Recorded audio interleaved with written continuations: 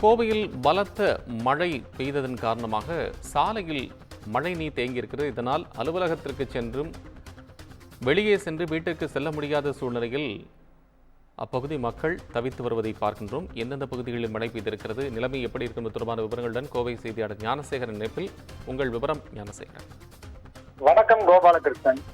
கோவை துடிலூரில் இன்று மாலை கருமேகங்கள் சூழ்ந்து திடீரென கனமழை பெய்தது. குறிப்பாக ஜிஎன் மில், கவுண்டம்பாளையம், துடிலூர், நரசிம்மநாயக்கம்பாளையம் பகுதிகளில் மற்றும் அதனை சுற்றி உள்ள சாலைகளில் பலத்த மழை கொட்டி தீர்த்தது.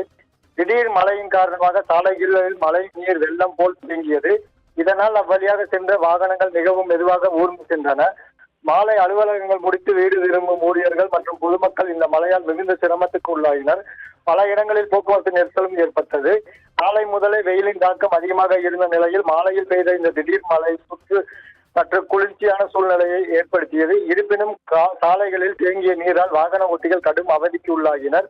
மாநகராட்சி ஊழியர்கள் மழைநீரை வடிகால்களை சரி செய்யும் பணியில் ஈடுபட்டுள்ளனர். மேலும் அடுத்த சில மணி நேரங்களில் மழை நீடிக்க வாய்ப்புள்ளதாக வானிலை ஆய்வு மையம் தெரிவித்துள்ளது. எனவே பொதுமக்கள் பாதுகாப்பாகவும் கவனமாகவும் இருக்க அறிவுறுத்தப்பட்டுள்ளனர். கோபாலகிருஷ்ணன். விவரங்களுக்கு நன்றி ஞானசேகரன்.